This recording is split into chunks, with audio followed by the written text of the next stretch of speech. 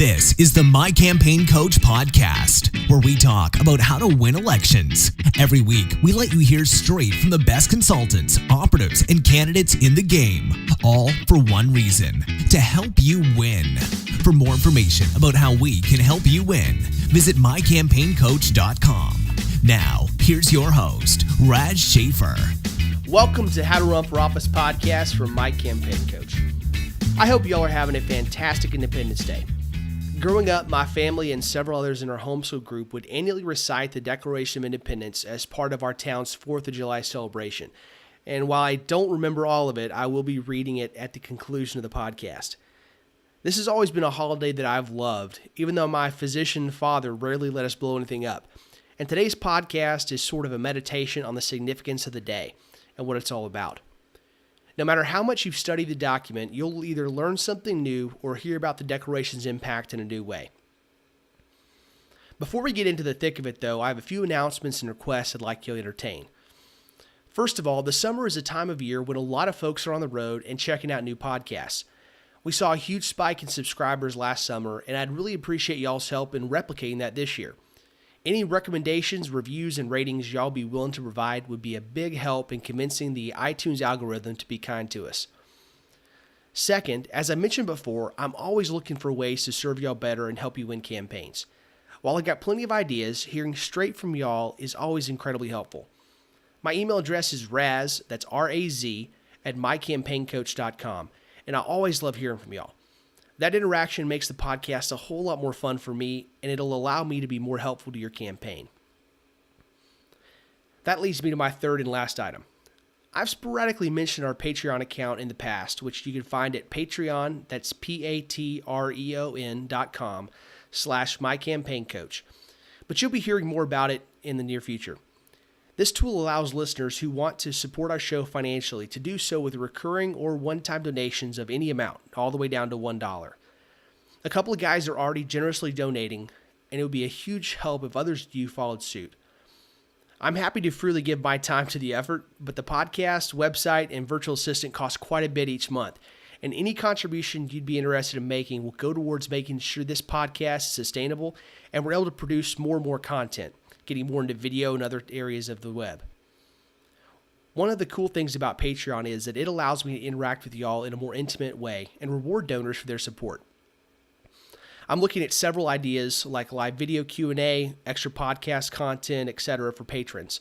So in addition to donations, I'd love to hear from y'all about the kind of rewards that might interest you. If you enjoy this podcast and feel like it's helping you, please consider donating just $1 a show. That averages out to $4 or $5 a month, which you can set up as a recurring donation. Go to www.patreon.com/mycampaigncoach to find out more and show your support. All right, now let's get to celebrating our independence. One of my annual traditions is to watch the first few episodes of the HBO miniseries John Adams. The first two installments of that series chronicle future President Adams' transmogrification from little-known country lawyer to one of our nation's great fathers. The writers no doubt took some literary license, the degree to which I haven't seriously investigated, but based on my reading of Adams and the Revolutionary War era, the broad strokes are pretty consistent. My favorite part is the moment the vote for independence is tallied and passage is announced in Independence Hall. After years of oppression, months of secrecy, and weeks of heated debate, we can be forgiven for assuming that fist-pumping and triumphant shouts would concuss the building. Instead, the entire room appears shell-shocked. The gravity of what they have done nearly overwhelms them. Each man just put his own head, as well as potentially that of the rest of his countrymen, on the chopping block. The juxtaposition of sentiment is highlighted in the letter John Adams wrote to his wife Abigail just 2 days after passage on July 3rd, 1776. In fact, the first 2 pages are largely a lament upon the fact that adoption of independence took months longer than it should have, and how it might come too late. His pessimism, which seems to be a frequent characteristic of Adams, was overtaken by excitement towards the end of his letter. Reading for me now, he said, "I am apt to believe that it will be celebrated by succeeding generations as the great anniversary festival. It ought to be commemorated as the day of deliverance by solemn acts of devotion to God Almighty. It ought to be solemnized with pomp and parade, with shoes and games, sports, guns, bells, bonfires, and illuminations from one end of this continent to the other from this time forevermore. You will think me transported with enthusiasm, but I am not. I am well aware of the toil and blood and treasure that it will cost us to maintain this declaration and support and defend these states. Yet through all the gloom, I can see the rays of ravishing light and glory. I can see that the end is more than worth all the means, and that posterity will triumph in the day's transaction, even although we should rue it, which I trust in God we shall not. Whatever periodic doubts the founders may have held regarding America's ability to overcome the indomitable army of Great Britain, their resolve was complete. Just a few days after the signing of the Declaration, General Howe, commander of British forces, offered a pardon to American political leaders.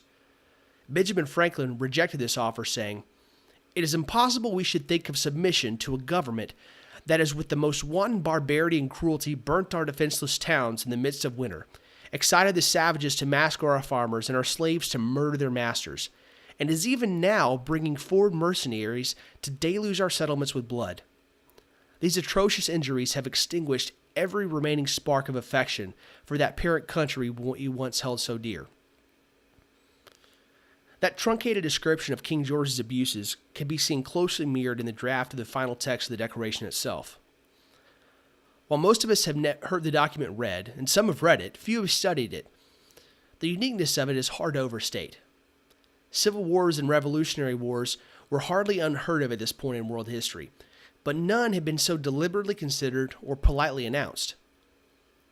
While the Articles of Confederation, the Northwest Ordinance, and the United States Constitution are all very instructive documents regarding our nation's founding and the intent of the founders, the Declaration of Independence holds a special wisdom. Within the lines of the Declaration, Jefferson laid out the thesis for a new type of government. He brought the ideals of the Magna Carta far further towards their complete realization. The basis of our rights, purpose of government, and setting the bar to justify revolution all surround the specific causes for their separation. I say that Jefferson moved those principles forward because he didn't complete the work. In his original draft of the Declaration, he went much further towards recognizing and ending the sin of slavery. As a final item in his list of King George's tyrannical acts, in that first draft, Jefferson wrote, "He has waged cruel war against human nature itself, violating its most sacred rights of life and liberty in the persons of a distant people who never offended him, captivating and carrying them into slavery in another hemisphere, or to incur a miserable death in their transportation thither. This piratical warfare, the opprobrium of infidel powers, is the warfare of the Christian king of Great Britain. Determined to keep open a market where men should be bought and sold, he has prostituted his negative for suppressing every legislative attempt to prohibit or restrain the execrable commerce. And that this assemblage of horrors might want no fact of the distinguished to die, he is now exciting those very people to arise in arms amongst us, and to purchase that liberty of which he has deprived them by murdering the people upon whom he also obtruded them, thus paying off former crimes committed against the liberties of one people with crimes which he urges them to commit against the lives of others." In so clearly describing slavery, it was Jefferson's intent to capitalize on the unique moment of American independence to begin the end of the slave trade in America. While this language was excised in order to gain the support of Southern colonies, Jefferson later worked to consistently undermine that slave trade. No national sin so clouds our nation's history as that of slavery, and it's hard for me to understand how a founder like Jefferson could advocate abolition while owning humans himself. Whatever his justification and complicity in our nation's original sin, their effort towards full franchise for the rights enumerated in the Declaration of Independence should be remembered and applauded. And while the words were never adopted as he intended, Jefferson was far from alone in those sentiments.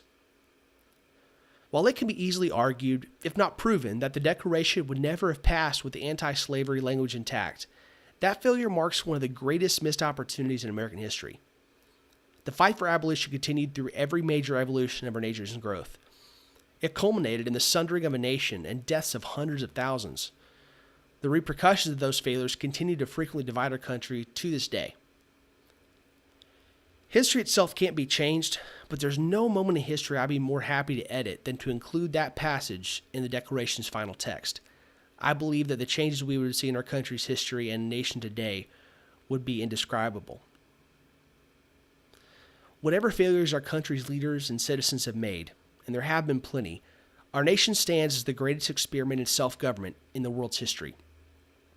No nation has so long or so fully recognized equality, liberty, and freedom as we have, and no people should work harder to ensure that those self-evident truths are more fully realized each day. Much work remains to be done, and it's incumbent upon each of us to pursue that completion, especially as those interested in politics and running for office and serving the public. That's our job. I'll close this podcast by reading the text of our nation's birth notice. The unanimous declaration of the 13 United States of America. When in the course of human events, it becomes necessary for one people to dissolve the political bands which have connected them with another, and to assume among the powers of the earth the separate and equal station to which the laws of nature and of nature's God entitle them. A decent respect to the opinions of mankind requires that they should declare the causes which impel them to the separation. We hold these truths to be self-evident, that all men are created equal, that they are endowed by the Creator with certain unalienable rights, that among these are life, liberty, and the pursuit of happiness. That to secure these rights, governments are instituted among men, deriving their just powers from the consent of the governed. That whenever any form of government becomes destructive of these ends, it is the right of the people to alter or to abolish it, and to institute new government, laying its foundation on such principles and organizing its powers in such form as to them shall seem most likely to affect their safety and happiness. Prudence indeed will dictate that governments long established should not be changed for light or transient causes, and accordingly all experience hath shown that mankind are more disposed to suffer while evils are sufferable than to right themselves by abolishing the forms to which they are accustomed.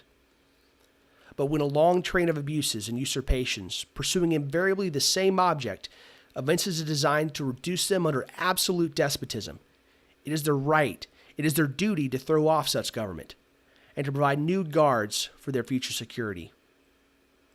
Such has been the patient sufferance of these colonies, and such is now the necessity which constrains them to alter their former systems of government. The history of the present King of Great Britain is a history of repeated injuries and usurpations, all having in direct object the establishment of an absolute tyranny over these states.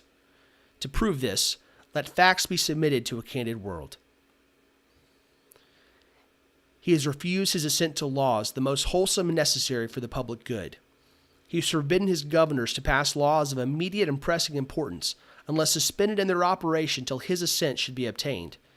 And when so suspended, he has utterly neglected to attend them. He has refused to pass other laws for the accommodation of large districts of people, unless those people would relinquish the right of representation in the legislature, a right inestimable to them and formidable to tyrants only. He has called together legislative bodies at places unusual, uncomfortable, and distant from the depository of their public records, for the sole purpose of fatiguing them into compliance with his measures. He has dissolved representative houses repeatedly, for opposing with manly firmness his invasions on the rights of the people. He has refused for a long time after such dissolutions to cause others to be elected, whereby the legislative powers, incapable of annihilation, have returned to the people at large for their exercise, the state remaining in the meantime exposed to all the dangers of invasion from without and convulsions within. He has endeavored to prevent the population of these states for that purpose, obstructing the laws of naturalization of foreigners, refusing to pass others to encourage their migrations hither, and raising the conditions of new appropriations for lands. He has obstructed the administration of justice by refusing his assent to laws for establishing judiciary powers. He has made judges dependent on his will alone for the tenure of their offices and the amount and payment of their salaries. He has erected a multitude of new offices and sent hither swarms of officers to harass our people and eat out their substance. He has kept among us, in times of peace, standing armies without the consent of our legislatures. He has affected to render the military independent and superior to civil power. He has combined with others to subject us to a jurisdiction foreign to our Constitution and unacknowledged by our laws, giving his assent to their acts of pretended legislation, for quartering large bodies of armed troops among us, for protecting them by mock trial from punishment for any murders which they should commit on the inhabitants of these states, for cutting off our trade with all parts of the world, for imposing taxes on us without our consent, for depriving us in many cases of the benefits of trial by jury, for transporting us beyond seas to be tried for pretended offenses, for abolishing the free system of English laws in a neighboring province, establishing therein an arbitrary government, and enlarging its boundaries so as to render it at once an example and fit instrument for introducing the same absolute rule into these colonies, for taking away our charters, abolishing our most valuable laws, and altering fundamentally the forms of our government, for suspending our own legislatures and declaring themselves invested with the powers to legislate for us in all cases whatsoever. He has abdicated government here by declaring us out of his protection and waging war against us. He has plundered our seas, ravaged our coasts, burned our towns, and destroyed the lives of our people.